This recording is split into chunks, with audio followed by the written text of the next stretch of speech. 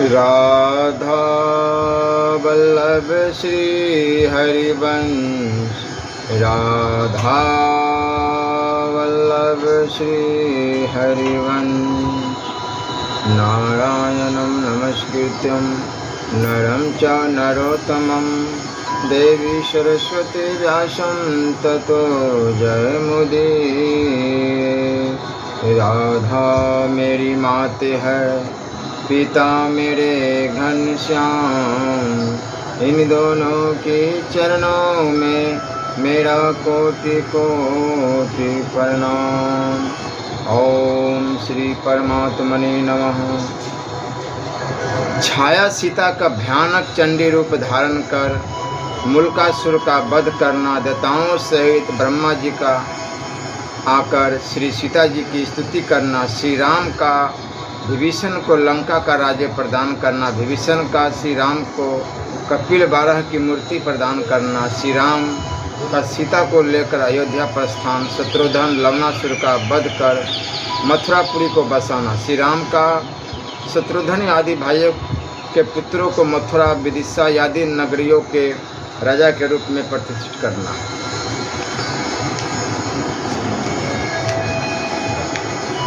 श्री राम जी के लंका में जाने पर वियोगिनी सीता की व्यथा का वर्णन गरुड़ और हनुमान जी का अयोध्यापुरी में आना और श्री राम का संदेश सुनाना।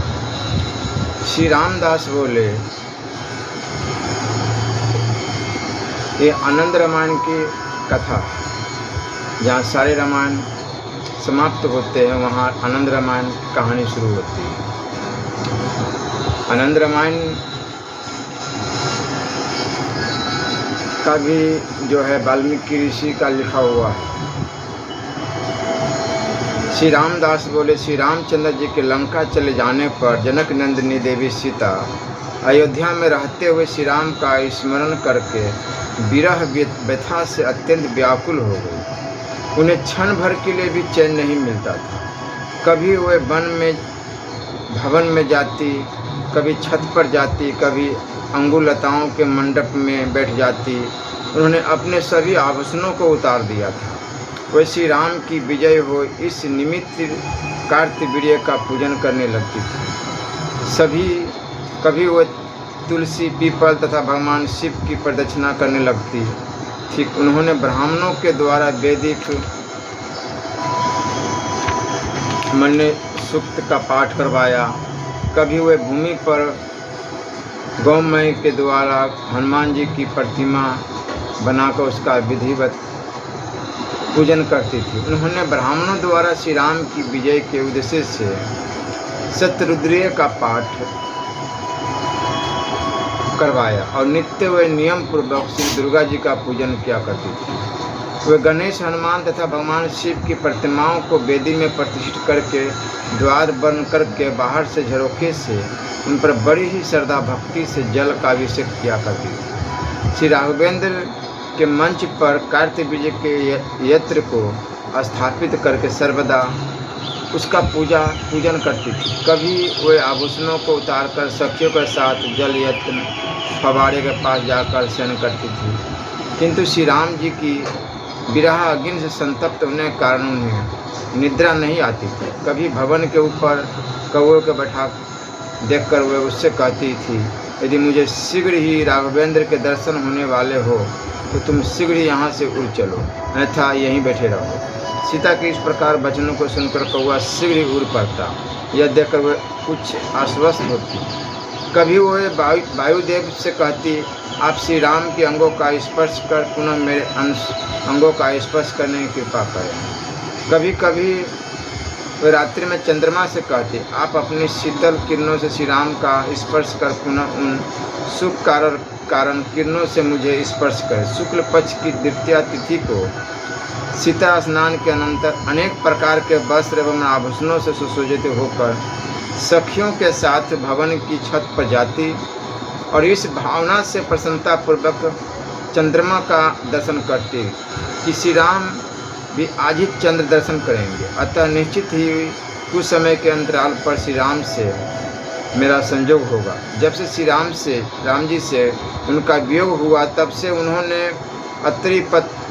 अत्रि पत्नी पति प्राण देवी अनसुईया को अर्पित किए बिना न तो हरिद्रा आदि का उपटन धारण किया, न आँखों में अंजन लगाया और न किसी प्रकार के वस्त्राभूषणों को धारण कर अपने को सुसज्जित किया। देवी सीता ने चंदन, पुष्पमाला तथा पुष्पसैया का भी प्रयोग नहीं किया। श्री राम के दर्शन की इच्छा से वे शकुन मनाया करती थी और शुभ शकुनों को समाचार सुनकर सखियों के साथ अत्यंत हर्षित होती थी कि शीघ्र ही श्री राम जी के दर्शन होंगे। तब वह प्रसन्न होकर मिष्ठान बांटती थी। श्री राम ने जब से लंका की ओर प्रस्थान किया तब से कभी भी वो किसी दूसरे के घर में नहीं गई, कभी अकेले किसी स्थान पर नहीं बैठी, शरीर में न उपटन लगाया, न मिष्ठान आदि मधुर पदार्थों का सेवन ही नहीं किया, तांबुल ग्रहण नहीं किया, गीत आदि का श्रवण नहीं किया और न कभी अपने केशों को संभाल। श्री राम की विरह अग्नि से पीड़ित देवी सीता ने जब से श्री राम गए तब से किसी पराये पुरुष के साथ संभाषण नहीं किया। कोई किसी से मुस्कुरा कर नहीं बोली, मुंह उठाकर किसी अन्य पुरुष को नहीं देखा, कभी कोई अन्य पुरुष उन्हें नहीं देख पाया, कभी वो प्रसन्न नहीं रही। श्री राम जब से गए तभी से वे कभी भी पलंग पर नहीं सोई, पलंग पर भूमि पर ही शयन करती थी। उन्होंने विरह से पीले पड़े हुए अपने मुख को कभी भी दर्पण में नहीं देखा। उन्होंने रंग बिरंगे कपड़े भी नहीं पहने, न कभी वह दरवाजे की देहली पर ही खड़ी हुई और न कभी आंगन आदि में खड़ी हुई, न तो कभी स्नान के लिए सरजू में गई और न उपवन बगीचे आदि में गई, न कभी पुष्प वाटिका में गई।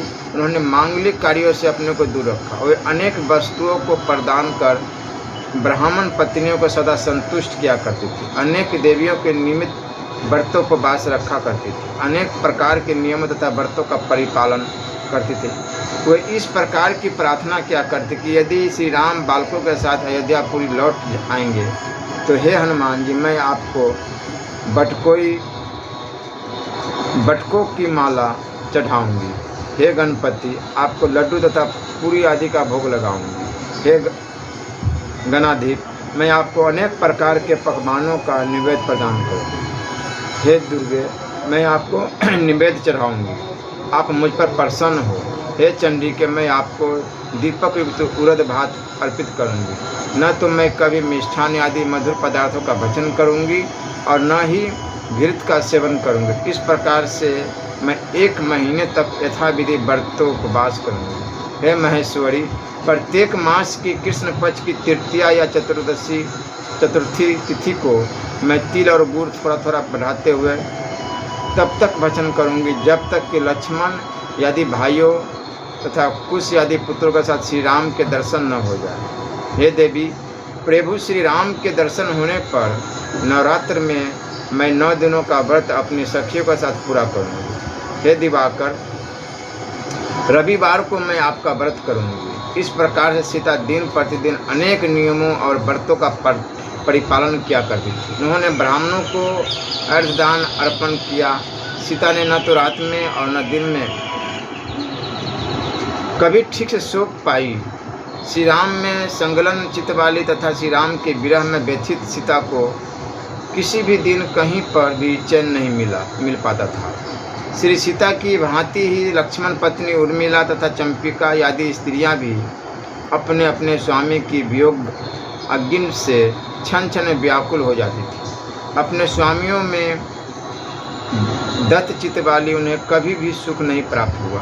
भवनों मणिमय भूमियों में वह मुर्गी की भांति लौटती रहती थी।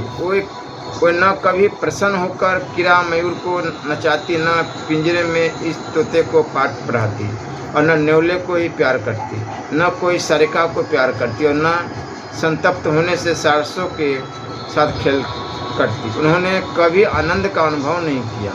भवनों में उन्होंने सुखपूर्वक रमन नहीं किया। सखियों के साथ उन्होंने कभी क्रीड़ा नहीं की, कभी बीना की ध्वनि का श्रवण नहीं किया। कल्प वृक्ष से उत्पन्न अमृत में मधुर मधु का उन्होंने न कभी पान किया और न कभी पुष्प की सुगंधि का ही पान किया। योगिनियों की भांति अपनी नासिका के अग्रभाग में दृष्टि लगाकर अपने अपने स्वामियों के ध्यान में संलग्न चित्त वाली हुए मुग्धा नारियां किसी अलक्ष्य के ध्यान में निमग्न जैसी रहती थी। कभी वे कांतमणि से संबंधित झरोखे में बैठकर फव्वारे से निकलते हुए तथा मणि पर गिरते हुए जल कणों को निहारा करती थी। कभी कमल दलों से निर्मित शैयाओं में कोई विश्राम करती थी। उस समय सखियां केले के शीतल पत्तों से उन पर पंखा किया करती थी। इस प्रकार एक एक दिन रात को वह युग के समान समझकर बिताती थी। कभी वह श्री राम का ध्यान करके विरहल और जोर से पीड़ित हो उठती थी। इस प्रकार जब सीता नियमों तथा व्रतों का पालन कर रही थी, उसी समय अयोध्यापुरी में गरुड़ और हनुमान जी आ पहुँचे। तब सीता की बाम भुजा तथा आंखें स्फुरित होने लगी। यह शुभ शकुन देखकर वह कुछ संतुष्ट हुई। गरुड़ और हनुमान जी वायु वेग से उड़ते हुए अयोध्या में राजसभा में बैठे हुए कुमार युगकेतु के पास शीघ्रता से आए और उन्होंने युगकेतु को श्री राम का संदेश सुनाया। वह संदेश युगकेतु ने सुना और सीता जी को बताया। श्री राम की आज्ञा प्राप्त कर वह उसी शुभ दिन में ऋतविजों तथा पुरोहित के द्वारा अग्निहोत्र संपादित कराकर वेगमय गति वाले गरुड़ की पीठ पर विराजमान हो गई। तब हनुमान जी चारों ओर से उनकी रक्षा करते हुए चल रहे थे। मार्ग में विभिन्न देशों की शोभा को देखते हुए प्रसन्नतापूर्वक सीता जी ने लंका की ओर प्रस्थान किया। वहां पहुंचकर उन्होंने कल्प वृक्ष के नीचे स्थित पुष्पक विमान में विराजमान श्री राम का दर्शन कर निर्मतापूर्वक बड़ी ही श्रद्धा से उन्हें प्रणाम किया और वे पक्षीराज गरुड़ की पीठ से नीचे उतरी। सीता को देखकर श्री राम उनसे बोले, अरे सीते, तुम्हारा मुखमंडल इस प्रकार मलिन क्यों है और तुम्हारे शरीर के सभी अंग अत्यंत पुरुष भी दिखाई दे रहे हैं। श्री राम के वचन सुनकर सीता मुस्कुरा उठी और लज्जा का अनुभव करते हुए वे विनोदपूर्वक श्री राम से आदर भाव से इस प्रकार कहने लगी, हे राघव, हे स्वामी, आप जान ले कि आपके विरह के कारण ही यह सब हो रहा है। हे राघव, आपकी विजय की कामना से मैंने विविध प्रकार के यम नियमों का परिपालन किया है, किंतु आपके विरह रूपी अग्नि में दग्ध मुझे उससे असाधना में भी सुख नहीं प्राप्त होता था। सीता के इन वचनों को सुनकर श्री राम मुस्कुरा उठे और उन्होंने सीता को अपने हृदय से लगाया तथा आनंदित किया। दूसरे दिन की बात है, श्री राम ने स्नान संपन्न किया और स्नान आदि से पवित्र हो चुकी सीता को अस्त्र विद्या, शस्त्र विद्या और अस्त्र शस्त्रों के आवाहन तथा विसर्जन की संपूर्ण विद्या का उपदेश प्रदान किया एवं विस्तार पूर्वक समस्त धनु विद्या सिखाई। श्री राम की आज्ञा से लक्ष्मण ने रथ को सुसज्जित किया। उस रथ का सारथी था दारुक। उस रथ में अनेक अस्त्र शस्त्र तथा शस्त्र रखे हुए थे। गदा और पद उसमें रखा हुआ था। उस रथ की ध्वजा में गरुड़ विराजमान थे। रथ में 4 घोड़े जुते हुए थे, जिनका नाम था सेव्य, सुग्रीव, बलाहक तथा मेघपुष्प। वे सभी घोड़े अत्यंत श्रेष्ठ एवं वायु के समान वेग से चलने वाले थे। उस रथ में श्रेष्ठ छत्र तथा दिव्य स्वर्ण दंड सुशोभित था। उसमें 2 सुभरण के चामर थे और यत्र तत्र स्वर्ण की कीलें जटिल थी। उस दिव्य रथ को देखकर श्री राम ने जानकी जी से कहा, हे सीते, तुम इस रथ में बैठकर मुल्कासुर का वध करो। मुल्कासुर कौन है? कुंभकर्ण का पुत्र है। ठीक है, ऐसा कहकर सीता ने अपनी छाया को प्रेरित किया।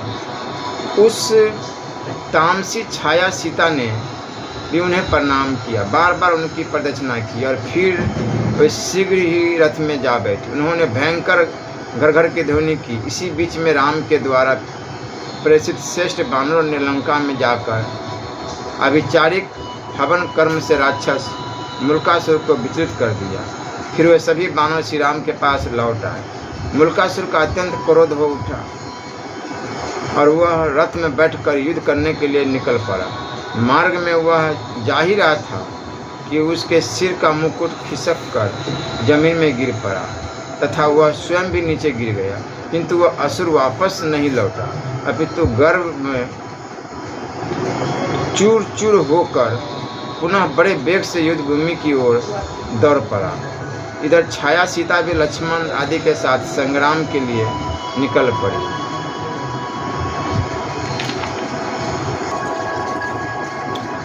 श्री रामदास बोले, छाया सीता ने सांगर नामक अपने विशाल धनुष की प्रत्यंचा का टंकार किया और वे बड़े वेग से रणभूमि में जा डटी। तब मुल्कासुर ने उन्हें देखा। उनके विकराल दांत थे और भयंकर आंखें थी, विद्युत के समान पीले पीले केस थे, ताल वृक्ष के समान लंबी उनकी जांघें थी, उनके पैर सूप की भांति फैले थे, कंदरा के समान उनका मुख था, उनकी आभा काले काले बादलों के समान थी, उनके सारे शरीर में बाल थे, उनकी जीभ लपलपा रही थी, वह मुख फैलाई थी, उनका सिर बहुत ही विशाल था। उनका इस प्रकार का भयंकर स्वरूप देखकर कुंभकर्ण पुत्र मुल्कासुर भयभीत हो उठा और वह अपनी टूटी फूटी वाणी में कहने लगा, तुम कौन हो? यहाँ क्यों आई हो? मुझसे युद्ध क्यों करना चाहती हो? तुम मुझे सब कुछ बताओ।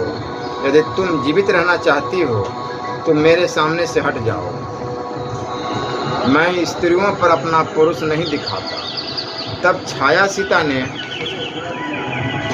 पर्वतों को दहला देने वाली वाणी में मुल्कासुर से कहा, उस सीता को इस समय तुम चंडी एवं चंडिका के रूप में मुझे ही जानो, जिसके उद्देश्य से तुम्हारा सारा कुल विनष्ट हुआ है और लंका का विध्वंस हुआ है, वही सीता मैं हूँ। इतना कहकर छाया सीता ने 5 बाणों का धनुष पर संधान कर उस पर आघात किया। तब मुल्कासुर ने भी धनुष ले लिया और छाया सीता के प्रति बाणों को छोड़ा। युद्ध में जिन बानरों एवं राजाओं की मृत्यु हो गई थी और जिन्हें हनुमान जी ने संजीवनी औषधि से पुनः जीवित कर दिया था, वे सभी पुष्पक विमान की अट्टालिका पर चढ़कर छाया सीता एवं मुल्कासुर के युद्ध को देखने लगे। श्री रघुवीर सीता के साथ कल्प वृक्ष के नीचे स्वर्ण तथा माणिक्य से निर्मित पर्यक पर विराजमान थे। दासियां पंखा जल रही थी, उनके आगे एवं पीछे तकिया लगा हुआ था। वहीं से वे मुल्कासुर तथा छाया सीता के बीच हो रहे घनघोर युद्ध को देख रहे थे। मुल्कासुर ने जिन बाणों को छोड़ा था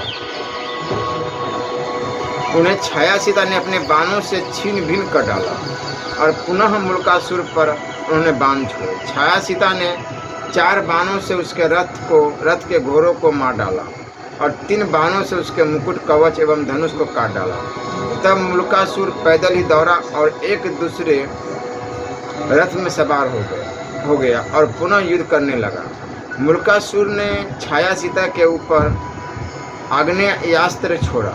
छाया सीता ने मेघास्त्र का प्रयोग कर उस आग्नेयास्त्र को विफल कर दिया। तदंतर कुंभकर्ण पुत्र मुल्कासुर ने पर्वतास्त्र छोड़ा, जिससे छाया सीता ने पवनास्त्र का प्रयोग कर निष्प्रभावी बना दिया।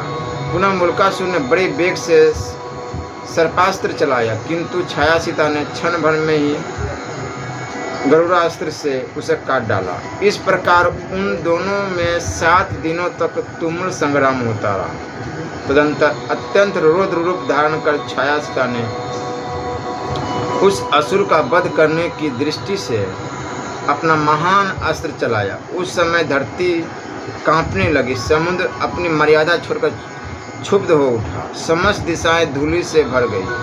छाया सीता के द्वारा छोड़े गए उस चंडिका अस्त्र ने मुल्कासुर के सिर को धड़ से अलग कर दिया। मुल्कासुर का कटा हुआ धड़ लंका में श्रीलंका के राजद्वार में जा गिरा।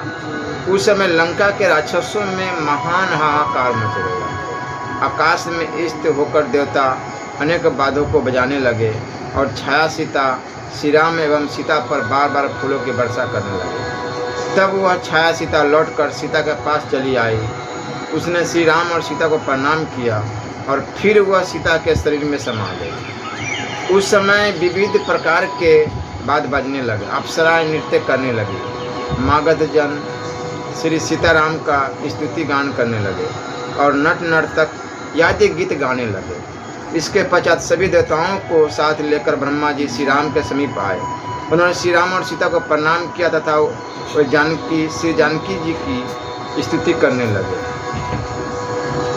ब्रह्मा जी बोले, हे जनक नंदिनी, हे राघव प्रिय, हे स्वर्ण के समान दीप्ति वाली, हे भक्तों का परिपालन करने वाली, हे दशरथ पुत्र श्री राम की प्राण प्रिय सीते, आप ऐसी कृपा करें कि मेरा मस्तक सदा आपके चरण कमलों का भ्रमण करे बना रहे। हे मुल्कासुर का वध करने वाली, हे श्री राम द्वारा रचिते, हे राम सेविते, हे श्री राम को मोहित करने वाली, हे रथ पर विराजमान रहने वाली सीते, आप ऐसी कृपा करें कि मेरा मस्तक सदा आपके चरण कमलों का भ्रमण बना रहे। श्री राम के साथ सिंहासन पर विराजमान रहने वाली, हे लक्ष्मी, हे राम विजेते, हे राम ललिते, हे राम संस्तुते, हे राम रंजिते सीते, आप ऐसी कृपा करें कि मेरा मस्तक सदा आपके चरण कमलों का भ्रमण बना रहे। लोक को पवित्र करने वाली, हे श्री रूपे, हे अजय, हे बड़े, हे भूमि पुत्री, हे लोक पालन करी, हे कमल नयने, हे धरात्मजे, हे पररूपे सीते, आप ऐसी कृपा करें कि मेरा मस्तक सदा आपके चरणों का भ्रमण बना रहे। हे कमल लोचने, हे गजगामिनी,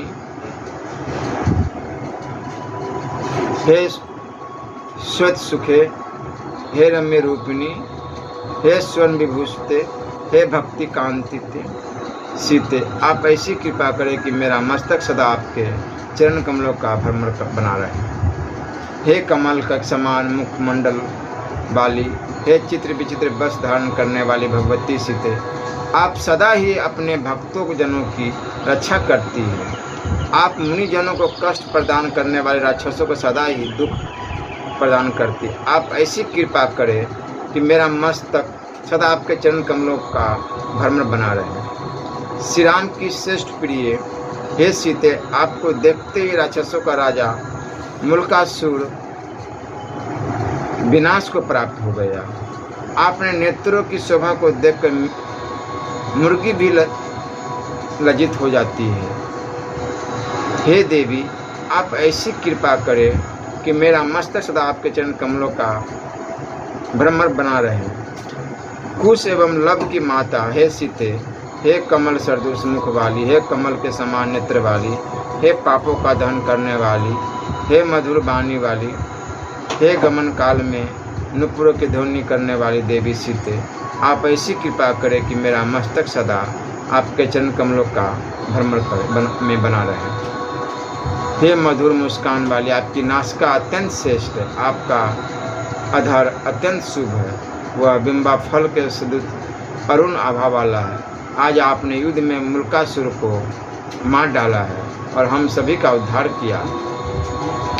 जो मनुष्य सूर्य उदय के समय ब्रह्मा जी के द्वारा कथित इस 9 श्लोकों वाले उत्तम स्तोत्र का पाठ करता है, वह इस संसार में अपनी समस्त कामनाओं को प्राप्त कर लेता है, अनुत्तम सुख प्राप्त करता है तथा अंत में उसे भगवान श्री राम की सन्निधि प्राप्त होती है। देवताओं के सहित ब्रह्मा जी ने जनक नंदिनी की इस प्रकार स्तुति करने के अनंतर विविध वस्त्र भूषणों द्वारा श्री राम एवं सीता की पूजा की। श्री राम ने भी ब्रह्मा जी का पूजन किया। तदंतर श्री राम की अनुमति प्राप्त कर ब्रह्मा जी ने अपने मनोरम सत्यलोक के लिए गमन किया। इसके पश्चात विभीषण ने श्री राम से प्रार्थना करते हुए कहा, हे प्रभु, पूर्व काल में लंका विजय के समय आपने लंका नगरी में प्रवेश नहीं किया था। किंतु हे नाथ, आप इस समय लंका नगरी में प्रवेश करके मुझे कृतार्थ करने की कृपा करें। रघुनंदन श्री राम जी ने विभीषण की प्रार्थना स्वीकार कर ली और उन्होंने पुष्पक विमान में आरूढ़ होकर लंका नगरी के मध्य में स्थित अपने मित्र के घर की ओर प्रस्थान किया। वहां जाकर उन्होंने विभीषण को लंका के राज्य पर अभिषिक्त किया। उस समय लंका नगरी में अत्यंत अद्भुत महान उत्सव हुआ।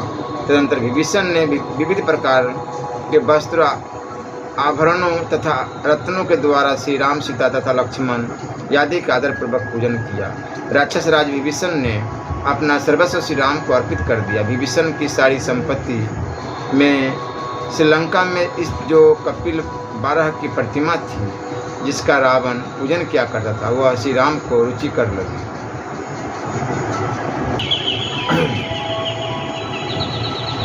तब विभीषण ने श्री राम को वह मूर्ति दे दी। पूर्व काल में महर्षि कपिल मुनि ने इस मूर्ति को प्रकट किया था और बहुत समय तक उसकी पूजा की थी। बाद में वह कपिल 12 की प्रतिमा इंद्र को प्राप्त हुई। इंद्र को जीतकर रावण उस मूर्ति को अपनी पूरी लंका में ले आया।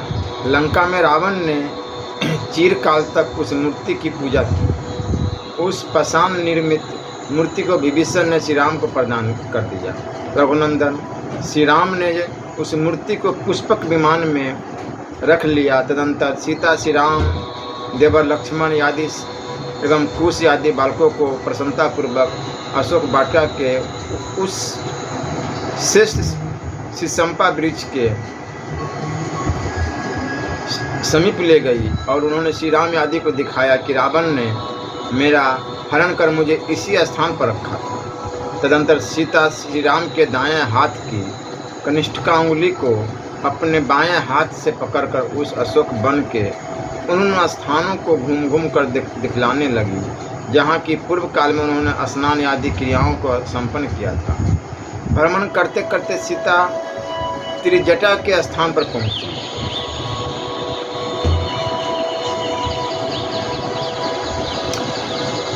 और उन्होंने विविध प्रकार के वस्त्राभूषणों से त्रिजटा का सत्कार कर उससे संतुष्ट किया। इसके पश्चात सीता ने श्री राम के समक्ष विभीषण की पत्नी शर्मा से कहा, विभीषण की पत्नी के नाम शर्मा से कहा, शर्मे, इस त्रिजटा ने पूर्व काल में राक्षसियों के अत्याचार से पीड़ित मेरी रक्षा की। अतः हे शर्मे, जिस प्रकार तुम मुझे माननीय समझती हो उसी प्रकार इसका भी सम्मान करना। ऐसा कहकर सीता ने त्रिजटा के हाथ को शर्मा के हाथ में थमा दिया। इसके पश्चात सीता श्री राम के साथ धीरे धीरे भ्रमण करते हुए अपने वास स्थान पर आ गई। इसी प्रकार निकुंभला आदि अनेक स्थलों को भी उन्होंने दिखलाया।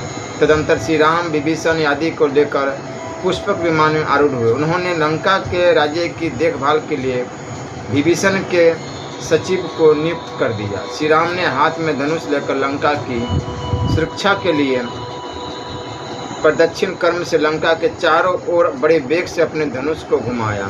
फिर वह विभीषण के द्वारा रक्षा की प्रार्थना करने पर उनसे इस प्रकार कहने लगे, हे राक्षस राज विभीषण, मैंने तुम्हारी रक्षा के लिए ही इस धनुष को लंका के चारों ओर घुमाया है। मेरे द्वारा धनुष द्वारा खींची गई यह रेखा तुम्हारे शत्रुओं के लिए अत्यंत दुर्लभनीय होगी।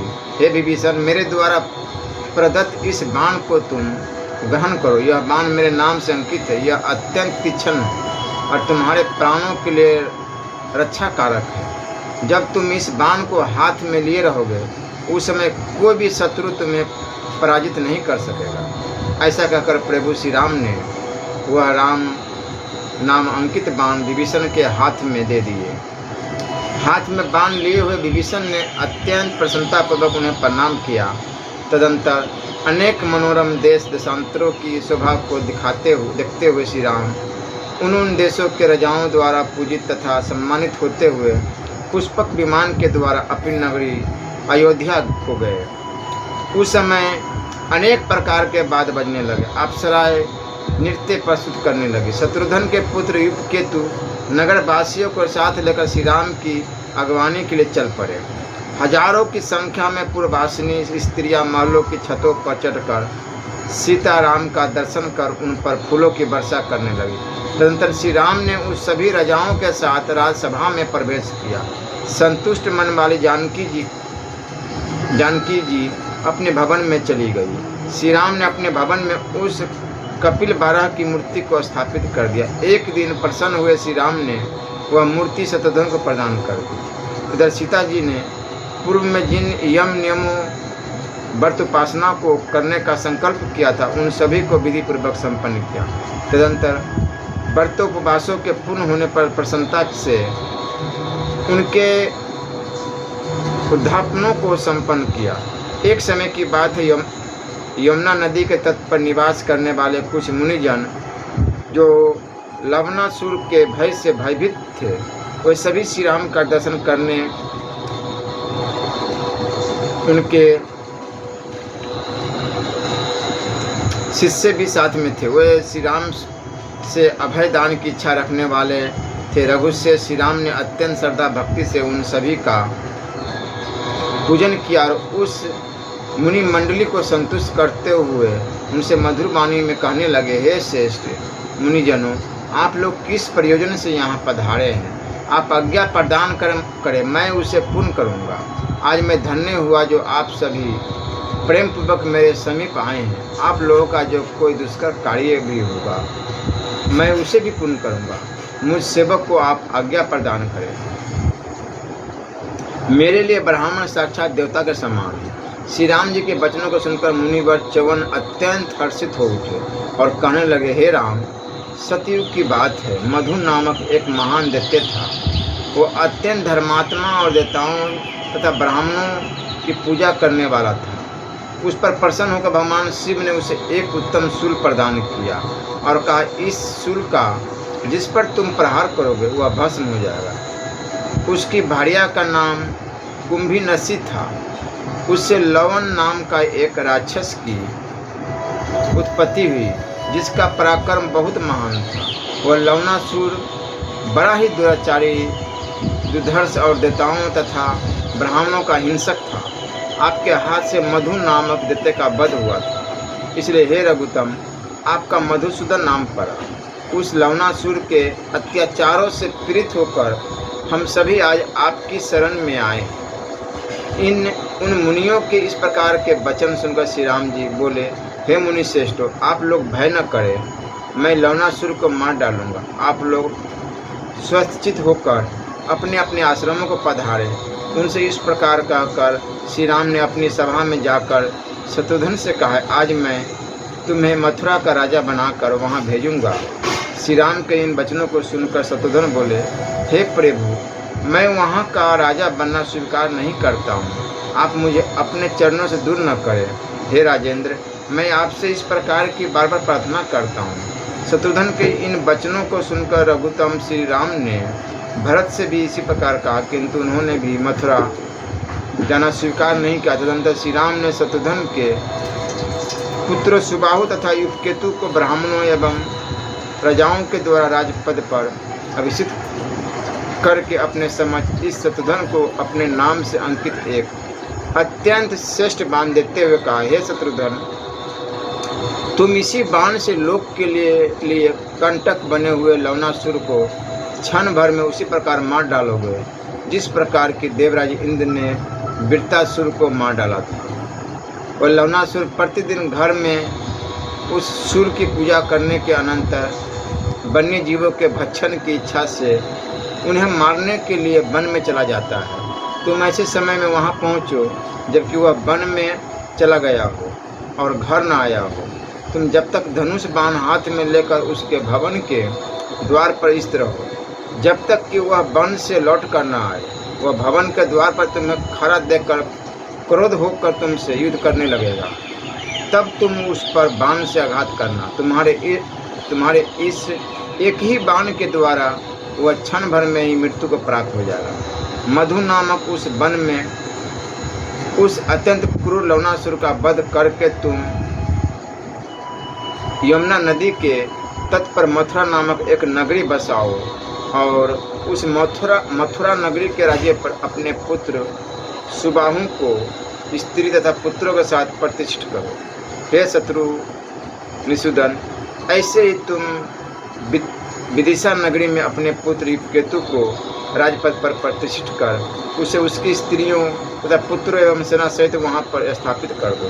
हे शत्रुघ्न, तदंतर तुम शीघ्र ही मेरे पास चले आना। तुम्हारे पीछे पीछे 5000 घोड़े, 2500 रथ, 600 हाथी और 30,000 पैदल सैनिक रहेंगे।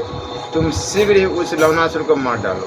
तुम्हारे वापस लौट आने पर एक बार फिर मैं राजाओं को जीतने के लिए यात्रा करूंगा, इसलिए तुम शीघ्र ही मेरे पास लौट आना। ऐसा कहकर रघुनंदन श्री राम ने शत्रुघ्न के मस्तक को सूंघा और ब्राह्मणों के आशीर्वाद से अभिनंदित कर लवणासुर के वध के लिए उन्हें भेजा।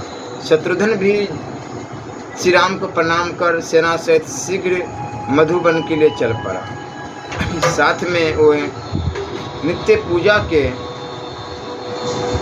लिए अपने को अत्यंत प्रिय उस कपिल बारह की प्रतिमा को भी लेते गए। तदनंतर श्री राम ने शत्रुघ्न को आगे भेजकर उनके दोनों पुत्र सुबाहु एवं केतु को उन्हीं स्त्रियों, बालकों, सैनिकों, दास दासियां तथा गौधन के साथ प्रेषित किया। शत्रुघ्न ने भी वह सब किया जो श्री राम ने बताया था। उन्होंने शीघ्र ही लवणासुर को मारकर मथुरापुरी बसाई और मथुरा वासियों को दान एवं मान प्रदान कर अनेक जनपदों से युक्त मथुरा को सुंदर नगरी बना दिया। तदंतर उन्होंने मथुरा नगरी के राज्य पर स्त्रियों तथा एवं पुत्रों के साथ पुत्र सुबाहु को राजपद पर अभिषिक्त कर दिया। इसके पश्चात उन्होंने स्त्रियों तथा पुत्रों सहित पुत्र केतु को विदिशा राज्य के राजपद पर सेना सहित प्रतिष्ठित किया। मथुरा में कुछ दिन निवास करने के अनंतर प्रसन्न होकर उन्होंने वह कपिल बारह की मूर्ति सुबाहु को सौंप दी। मथुरा में वह कपिल बारह की मूर्ति आज भी विद्यमान है। तदंतर सेना लेकर शत्रुघ्न शीघ्र ही श्री राम के पास अयोध्या वापस लौट आए और उन्होंने आदरपूर्वक वह संपूर्ण वृत्तांत श्री राम को निवेदित कर दिया।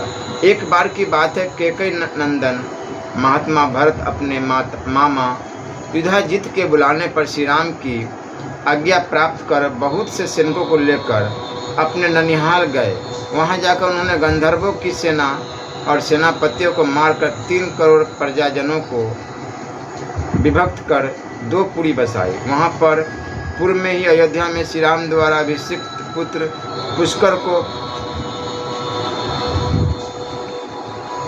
पुष्करावती का राज्य बनाया।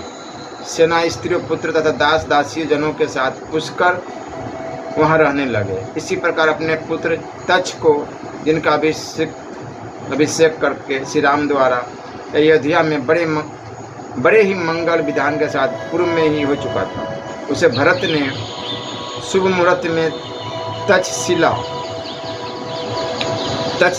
नगरी का राजा बनाया। अपने पुत्रों, स्त्रियों तथा सेना आदि के साथ वे तक्षशिला नगरी में निवास करने लगे। भरत अयोध्या वापस आकर पुनः श्री राम की सेवा में लग गए। इसी प्रकार श्री राम ने सुमित्रा पुत्र लक्ष्मण से कहा, हे सौमित्रे, तुम अपने दोनों पुत्रों अंगद एवं चित्रकेतु को साथ लेकर पश्चिम दिशा में जाओ और सबको प्रीत करने वाले दुष्ट मल्लों को जीतकर उन दोनों महान पराक्रमशाली पुत्रों को, जिनका अभिषेक मैंने पूर्व में ही अयोध्या में कर दिया था, उन दोनों वीरों को उनकी स्त्रियों, पुत्रों तथा सेना के साथ 2 अलग अलग पुरियों का राज्य प्रदान कर गद्दी पर बैठा दो। उन्हें हाथियों, अश्वों तथा धन एवं रत्नों से परिपूर्ण कर दो। ऐसा करके तुम पुनः मेरे पास लौटाओ।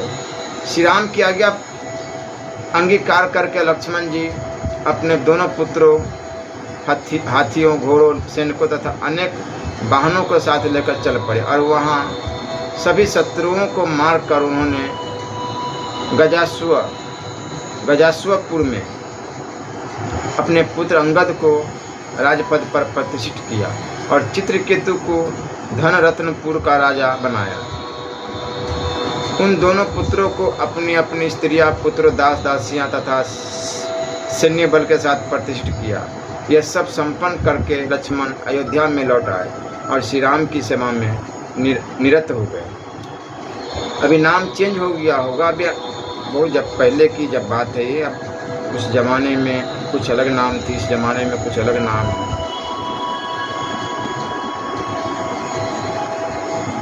जैसे तक्षशिला नगरी अभी किस जगह पड़ता है जिसका पते नहीं, ढूंढने से मिल जाएगी, थोड़ा मेहनत करना पड़ेगा।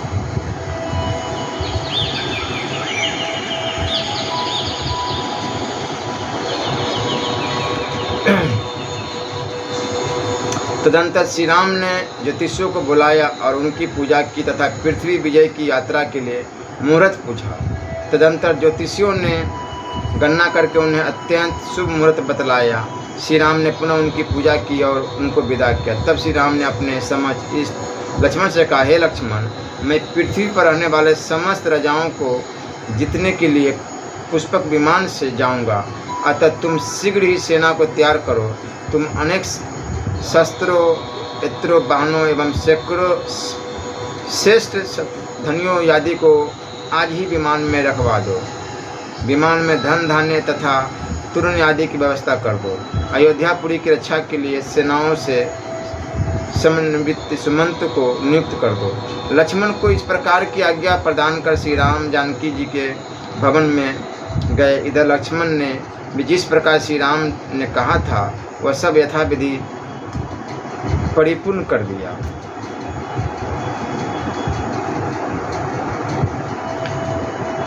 श्री राम का पुष्पक विमान द्वारा पृथ्वी विजय के लिए प्रस्थान सर्वप्रथम पूर्व दिशा को जाना, तदंतर दक्षिण दिशा में जाना, वहाँ से उज्जैनी, हस्तिनापुर, मथुरा, प्रभास, पुष्कर आदि नगरों में होते हुए मायापुरी आना, वहाँ नर नारायण का दर्शन करके हिमालय प्रदेश में जाना। श्री रामदास बोले, श्री राम ने एकांत स्थान में देवी सीता को बताया कि वे अपने पुत्रों, भाइयों तथा राजाओं को लेकर पृथ्वी में इस राजाओं को जीतने के लिए जाएंगे। श्री राम के इन वचनों को सुनकर सीता ने लज्जित होते हुए कहा, हे रघुनंदन, मैं आपके विरह को सहने में समर्थ नहीं हूँ। हे जगत प्रभु, मैं भी आपके साथ पृथ्वी को देखने जाऊँगा। ठीक है, ऐसा कहकर रघुश्रेष्ठ श्री राम ने उन्हें प्रसन्न किया। इसी बीच उर्मिला आदि स्त्रियों तथा कुश एवं लव की स्त्रियों ने यह जाना कि श्री राम अपने भाइयों, पुत्रों तथा राजाओं के साथ पृथ्वी विजय के लिए जाने वाले, तो उन्होंने देवी सीता से प्रार्थना की कि हम सभी आपके साथ जाएंगी, क्योंकि हम भी अपने अपने स्वामियों के वियोग को सहन करने में समर्थ नहीं है। सीता ने उनकी बात सुनी तो श्री राम को वह सब बात सुनाई। श्री राम की आज्ञा प्राप्त कर सीता ने उन सभी को संतुष्ट करते हुए कहा, निश्चित ही तुम सभी मेरे साथ चलो। इस समय तुम सभी स्वस्थ चित्त होकर अपने अपने भवनों को जाओ। सीता के इस प्रकार के वचनों को सुनकर वे सभी प्रसन्न मंडल वाली कमल नैनिया सीता को प्रणाम कर अत्यंत संतुष्ट होकर अपने अपने भवनों को चली गई। श्री राम ने सीता सहित वह रात्रि व्यतीत कर ब्रह्म मुहूर्त में बंदीजनों द्वारा की जाती हुई मनोरम गीत ध्वनि को सुना तो जग गए और उन्होंने प्रातःकालिक कृत्यों को संपन्न किया। तदंतर स्नान करके नित्य संध्या उपासनादि कृत्य के अनंतर उन्होंने भगवान शंकर की पूजा की, पुराणों की अनेक प्रकार की कथाओं का श्रवण किया, ब्राह्मणों को विविध दान प्रदान किए। तदंतर उन्होंने यात्रा करने से पूर्व भगवान गणनायक का पूजन किया, अभोदिक श्राद्ध किया और विस्तार पूर्वक घृत श्राद्ध संपन्न किया। तदंतर कामधेनु, कल्प वृक्ष, पुष्पक विमान, देव वृक्ष, पारिजात एवं चिंतामणि तथा कस्तुम्भी मणि, इन सभी की पृथक पृथक पूजा संपन्न की। तदंतर सभी के साथ भोजन ग्रहण किया, विविध वस्त्रों तथा शस्त्रों का धारण करके माताओं को प्रणाम किया और पालकी पर विराजमान होकर भाइयों, राजाओं, पुत्रों, सचिवों, सेना, सेवकों तथा वाहनों को साथ लेकर पुष्पक विमान के साथ पास गए। सर्वप्रथम सीता आदि वे सभी स्त्रियां पुष्पक विमान पर आरूढ़ हुई। इसी प्रकार कौशल्या आदि माताएं सुखपूर्वक पुष्पक विमान में बैठी। श्री रामदास अपने शिष्य विष्णुदास से बोले, हे शिष्य, पूर्व में यात्रा कांड में जिस प्रकार मैंने पुष्पक विमान में सभी के बैठने का वर्णन किया है, उसी प्रकार आज भी सभी जन विमान पर स्थित हुए। उस समय विविध वाद्य बजने लगे, सूत मागध जन स्तुति गान करने लगे, नृत्य कर प्रस्तुत करने लगे, नटगण गीत गाने लगे। तदंतर श्री राम ने पुष्पक विमान को आज्ञा देते हुए कहा, सर्वप्रथम पूर्व दिशा की ओर चलो। जो आज्ञा कहकर पुष्पक विमान आकाश मार्ग से चल पड़ा। श्री राम को प्रणाम कर सुमंत्र भी अयोध्यापुरी में सुखपूर्वक निवास करने लगे। पूर्वी देशों के राजाओं ने सुना कि श्री राम यहाँ पधारे हैं, तो वे सभी अपने दोनों हाथ जोड़े हुए श्री राघवेंद्र के पास उपस्थित हुए। वे अपने साथ विविध प्रकार की भेंटें लिए हुए थे। उन्होंने रमानाथ श्री राम को प्रणाम किया और अपने अपने राज्य में ले जाकर उनकी विधिवत पूजा की। तदंतर श्री राम की आज्ञा से वे सभी राजा भी अपनी अपनी सेना के साथ पुष्पक विमान में आरूढ़ हुए। उन्होंने अपना राज्य तथा कोश आदि सर्वस्व श्री राम को समर्पित कर दिया। फिर वे निश्चिंत मन होकर श्री राम के साथ चल पड़े। इस प्रकार से मगध आदि सभी देशों को विमान से पार कर रघुत्तम श्री राम विविध नगरों की शोभा को देखते हुए राजा भूरिकीर्ति के नगर में गए। राजा भूरिकीर्ति ने श्री राम का बहुत प्रकार से आदर पूर्वक पूजन किया। तदंतर श्री राम यान से धीरे धीरे दक्षिण दिशा की ओर गए। समुद्र के तट से होते हुए वे अत्युत्तम द्रविड़ देश में पहुँचे। कृष्णा नदी के तटवर्ती प्रदेशों को पार करते हुए वे धीरे धीरे कांति देश में पहुँचे। वहाँ के राजा कंबुकंठ ने भी अपने कोश आदि के द्वारा अपने मित्र श्री राम का सम्मान किया। तदंतर महादेश आरबार और चोल देश को पाकर वहाँ के राजाओं द्वारा पूजित होते हुए केरलीय यानी केरला देशों को गए। फिर आंध्र एवं कर्नाटक गए। विजयपुर के निवासी राजा विजय ने उनकी भली भांति पूजा की। कोंकण देश के राजाओं को जीतकर प्रभु श्री राम महाराष्ट्र देश में पहुंचे। वहां देवगिरी नामक दुर्ग को क्षण भर में अपने अधीन कर लिया। इसके साथ ही वहां के अन्य दुर्गों को भी जीत लिया। तदंतर विराट देश तथा विंध्याचल वर्ती देशों को पार करते हुए रेवा के तट पर ओंकारेश्वर गए। तदंतर मालवा के राजाओं को जीतकर श्री राम उज्जैनी पहुँचे।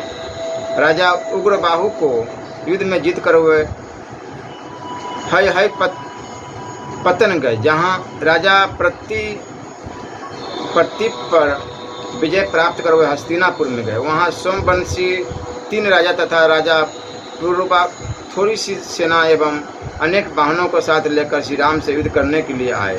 उन्होंने पुष्पक विमान पर विराजमान रघुत्तम श्री राम पर शस्त्रों की वर्षा करनी आरंभ कर दी। श्री राम जी का उनके साथ 3 दिनों तक अत्यंत रोमांचकारी युद्ध हुआ। चौथे दिन श्री राम ने उन पर विजय प्राप्त की और वे उस नगर में प्रविष्ट हुए। वहाँ उन्होंने वानरों के वेद सुसेन को वानर सेना के साथ उस हस्तिनापुरी में प्रतिष्ठित कर दिया और उन 3 सोमवंशी राजाओं को कारागार में डाल दिया। इसके पश्चात श्री राम सुग्रीव आदि को लेकर सुबाहु द्वारा परिपालित मथुरा नगरी में गए। शत्रुघ्न पुत्र सुबाहु को वहां राज्य पर प्रतिष्ठित देखकर श्री राम विदिशा नगर में गए। वहां उन्होंने शत्रुघ्न पुत्र युवकेतु को राजर्षि देखा। युवकेतु से बंधित होकर वे कुरुक्षेत्र में गए। वहां पर भरत के पुत्र पुष्कर राजपद पर अधिष्ठित थे। तदंतर श्री राम पुनः आकाश मार्ग से मरु देश को पार करते हुए गुर्जर नामक एक उत्तम देश में गए। इसके पश्चात प्रभात क्षेत्र, फिर मल देश में गए। गजास्वपुर में उन्होंने लक्ष्मण पुत्र अंगद को और धनरत्नपुर में लक्ष्मण के द्वितीय पुत्र चित्रकेतु को राज्य पद पर स्थित देखा। तदंतर श्री राम अनर्थ देश गए और वहाँ स्थित लोगों ने उनकी पूजा की। तदंतर वे पुष्करावती नगरी में राजपद पर प्रतिष्ठित भरत के पुत्र पुष्कर से मिलने गए। इसके पश्चात श्री राम विमान से होते हुए तक्षशिला नामक राज्य में गए। वहाँ भरत के द्वितीय पुत्र तक्ष को राजपद पर आरूढ़ देखकर और भरत के मामा युधाजित के समीप गए। युधाजित ने कमल लोचन श्री राघव का भली भांति आदर मान किया। तदंतर विमान में बैठकर श्री राम शीघ्र ही अत्यंत सुंदर शक देश में गए। श्री राम ने यवन देशीय सभी राजाओं पर विजय प्राप्त की। फिर अनेक देशों की शोभा को निहारते हुए वे ताम्र देश में पहुंचे। तदनंतर मायापुरी हरिद्वार पहुंचकर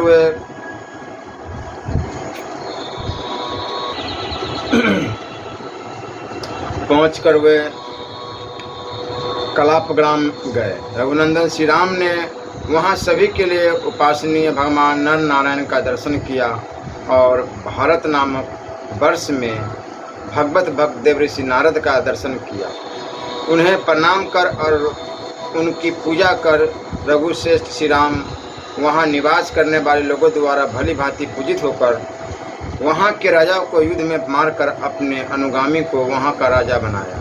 तदंतर भारत को पीछे छोड़कर वे मनोरम पुण्य देश को गए। वह देश 9009 योजन विस्तार वाला। तदंतर श्री राम महान पर्वत हिमालय की ओर गए। वह 2000 योजन विस्तार वाला हिमालय अत्यंत रमणीय विस्तृत है और अत्यंत श्रेष्ठ है। वह 73,000 योजन दृढ़ता वाला कहा गया है। वहाँ श्री रघुनंदन श्री राम ने अनेक प्रकार के कौतुक देखे। उन्होंने अत्यंत प्रसन्नतापूर्वक पुष्पक विमान से देवी सीता को भी वहाँ की शोभा दिखलाई।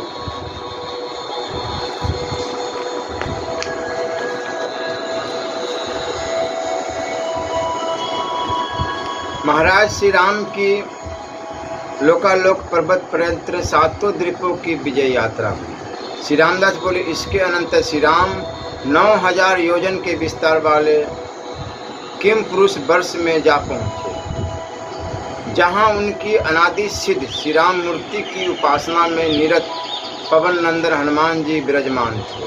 वहाँ नाना विधि कौतुक प्रदर्शित करके किम पुरुष वर्ष के नरेशों से सेवित श्री राम पुष्पकारूढ़ होकर आगे बढ़े और उत्तम शिखरों वाले हेमकूट पर्वत पर जा पहुँचे। उसके अनंतर 9000 योजन के विस्तार वाले एवं उनकी नरसिंह मूर्ति की उपासना में तत्पर प्रहलाद जी से शासित तीसरे वर्ष में गए।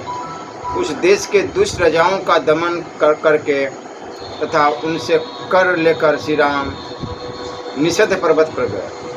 उस अत्यंत कमनीय निषधाचल से आगे बढ़ते हुए स्वर्ण पर्वतों से सब ओर से घिरे इलावृत नामक चौथे वर्ष में पहुँचे। वहीं से उन्होंने मेरू के दक्षिण भाग में स्थित मेरू मंदर पर्वतों का भी अतिक्रमण करने वाले उस अति विशाल जम्बू यानी जामुन वृक्ष का भूमि तन्या सीता जी को दर्शन कराया, जिसके नाम पर जम्बू द्वीप प्रसिद्ध हुआ।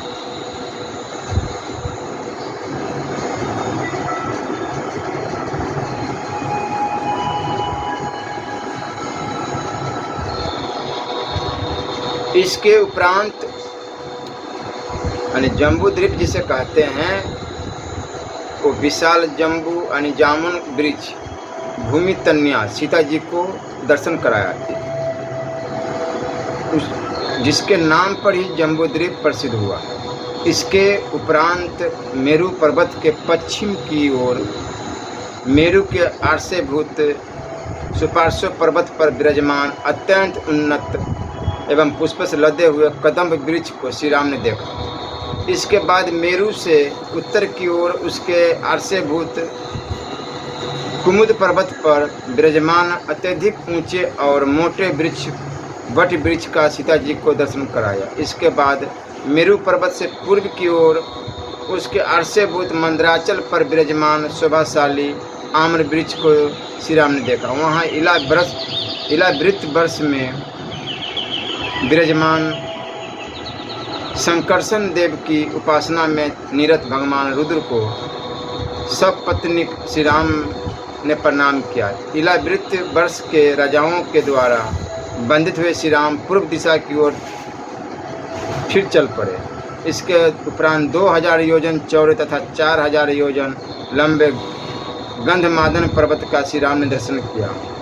इसके अनंतर भगवान हयग्रीव के उपासक भद्रासव के द्वारा अधिष्ठित भद्रासव नामक 5वें वर्ष में श्री राघवेंद्र जा पहुँचे। वहाँ पर कुछ राजाओं से युद्ध करके और कुछ के द्वारा स्वयं ही शरण ग्रहण कर लेने के अनंतर उन सभी से कर ग्रहण कर श्री राम जनक नंदिनी के साथ पश्चिम दिशा की ओर चल पड़े। तदुपरांत मेरु से पश्चिम दिग्भाग में स्थित माल्यवान नामक विशाल पर्वत को सीता वल्लभ श्री राम ने देखा। उससे पश्चिम की ओर कामदेव नामक अपनी मूर्ति की उपासना में निरत लक्ष्मी देवी से अधिष्ठित केतुमाल नामक वर्ष में श्री राम जा पहुँचे। वहाँ के राजाओं द्वारा बंदित चरण युगल वाले श्री रघुकुल देव श्री राम आनंदित हुए। इसके अनंतर मेरु से उत्तर की ओर 2000 योजन चौड़े तथा 90,000 योजन लंबे नील पर्वत को श्री राम ने देखा। इसके बाद अपनी ही मूर्ति मत्स्य भगवान की उपासना में निरत मनु के द्वारा अधिष्ठित रम्यक नामक 7वें वर्ष में पुष्पकारूढ़ श्री राम जा पहुँचे। वहाँ के नरेशों से पूजित हुए श्री राम सीता का रंजन करते हुए आगे बढ़ चले। वहाँ से उत्तर की ओर अत्यंत रमणीय श्वेत पर्वत को उन्होंने देखा। इसके बाद अपनी ही मूर्ति कूर्म भगवान की उपासना में निरत अर्यमा के द्वारा अधिष्ठित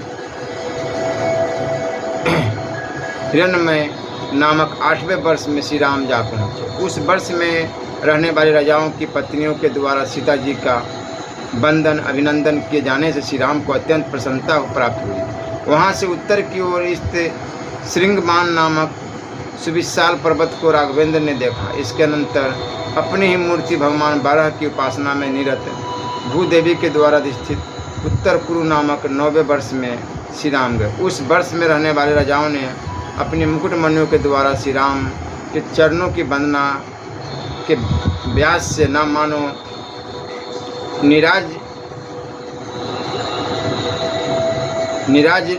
निराजन कर उनको आनंदित किया।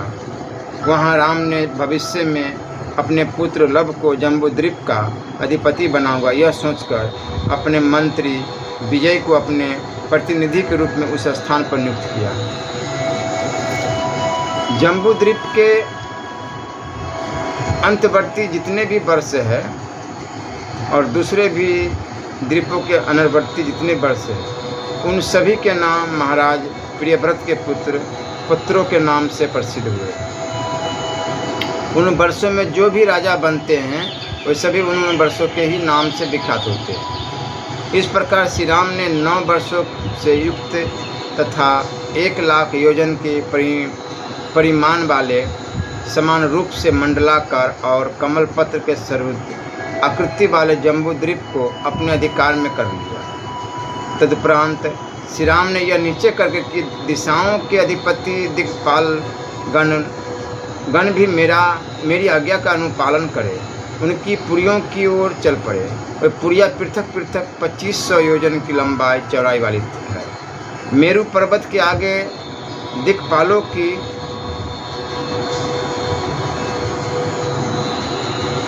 8 पुरियों के बीच में 10,000 योजन के विस्तार वाली ब्रह्मपुरी स्थित। 8 मर्यादा गिरियों की ऊंचाई 10,000 योजन। वर्षों की लंबाई को पर्वतों की ऊंचाई के समान समझना चाहिए। कुछ लोगों का कहना है कि जम्बूद्वीप के अंतर्वर्ती 8 उपद्वीप है। जिस समय अश्वमेघ के घोड़े को खोज रहे सगरपुत्रों ने भूतल का खनन किया था, उसी समय उनके द्वारा इन द्वीपों का निर्माण किया गया।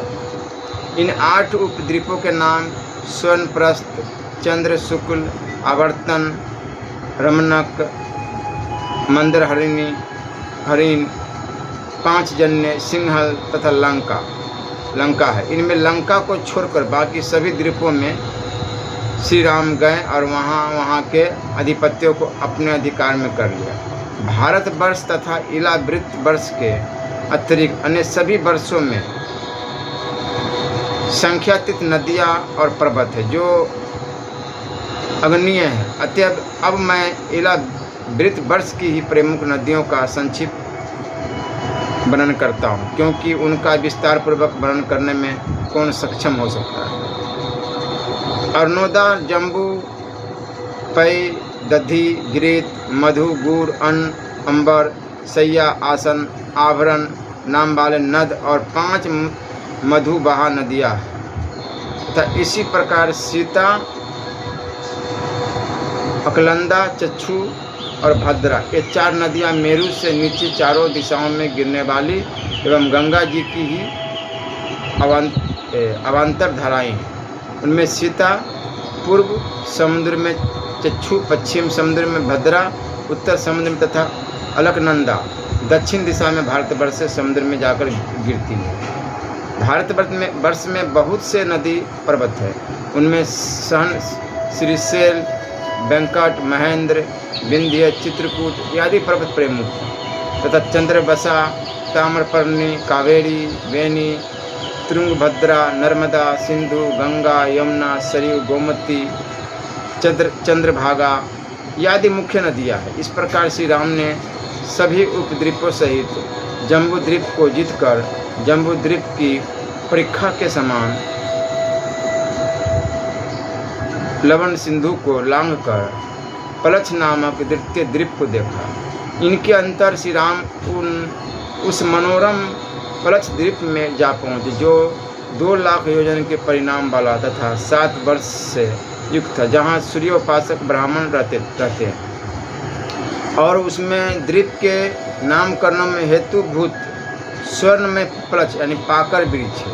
जिस प्रकार किसी उद्यान के चारों ओर जलपूर्ण परीक्षा होती है, उसी प्रकार क्षार सिंधु से घिरा जम्बूद्वीप है और उससे बाहर पलछ द्वीप है।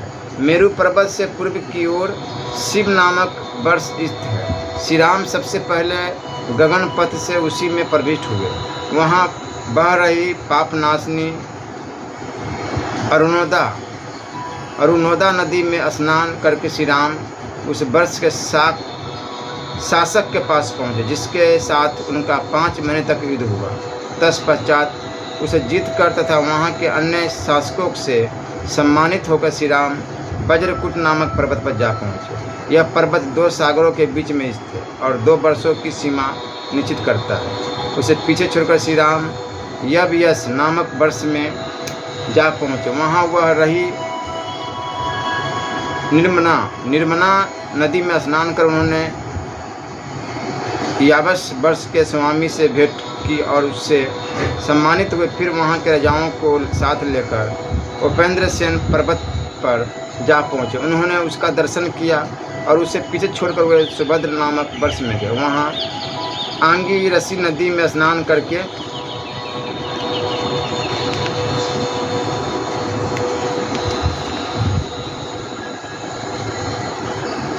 और वहाँ के शासक से पूजित होकर वह ज्योतिषमान नामक पर्वत पर जा पहुँचे। फिर उसे भी पीछे छोड़कर वह शांति नामक वर्ष में गए और वहाँ की सावित्री नदी में स्नान करके श्री राम ने वहाँ के अधिपति तथा अन्य राजाओं को जीत लिया। तदुपरांत थोड़े ही समय के बाद वह स्वर्ण पर्वत पर जा पहुँचे। वहाँ से वह क्षेम नामक वर्ष में गए और सुप्रभाता नाम की नदी में स्नान कर वहाँ के राजा का सत्कार ग्रहण किया। तत्पश्चात श्री राम हिरण्यक्षिप नामक सुंदर पर्वत को लांघकर अमृत नामक वर्ष में जा पहुँचे। वहाँ के राजाओं से समाधित होकर उन्होंने ऋतंभरा नदी में स्नान किया। इसके अनंतर श्री राम मेघमाल नामक पर्वत को पीछे छोड़ते हुए अभय नामक वर्ष में गए और वहाँ के राजाओं को जीतकर तथा सत्यभम्बरा नदी में स्नान कर हुए राघवेंद्र सुचंद्र नामक राजा के समीप गए, जो कि प्रच्छद्वीप का स्वामी था। उसे दारुण संग्राम में परास्त करके उस द्वीप के अन्य राजाओं के साथ श्रेष्ठ पर्वत मणिकूट को श्री राम ने पार किया। तत्पश्चात 2 लाख योजन के विस्तार वाले उस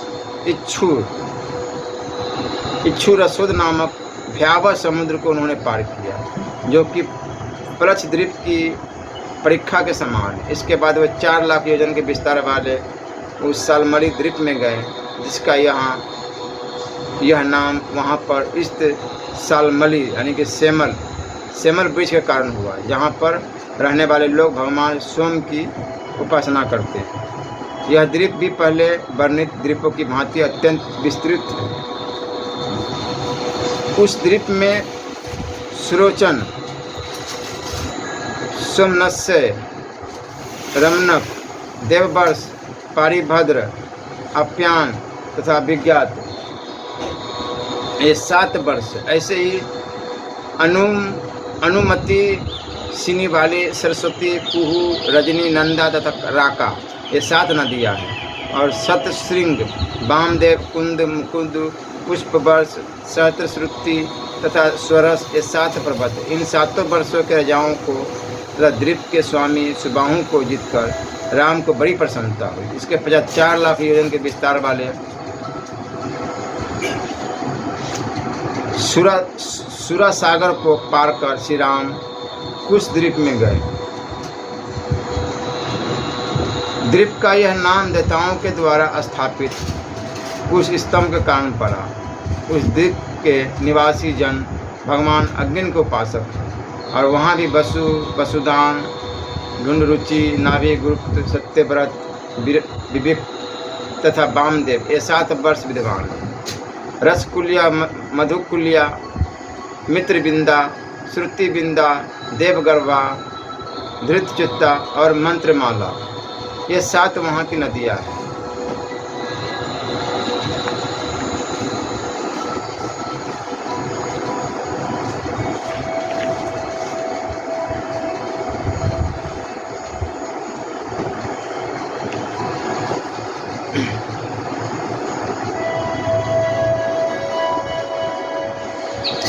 श्री राम ने यहाँ के राजाओं सहित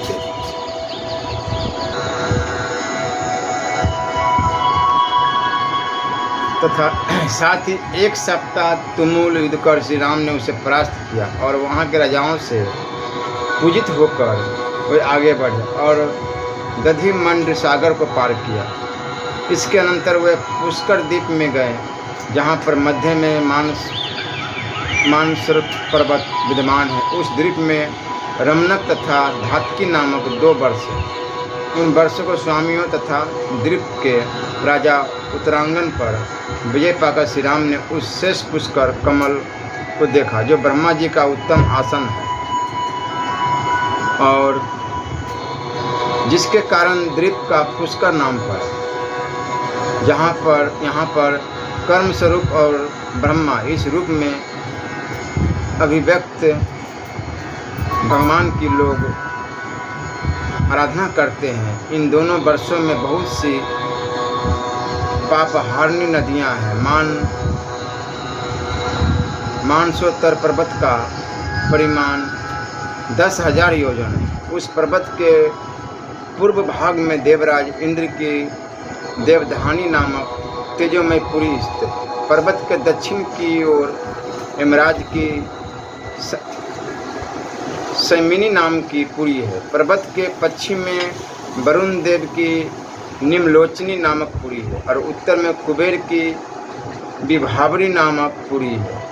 इन देवपुरियों को सुमेरु पर्वत पर विद्यमान देवपुरियों से भिन्न समझना चाहिए। ऐसे जैसे एक ही राजा के अनेक स्थान होते हैं, वैसे ही उन देवताओं की अवान्तर पुरियाँ हैं।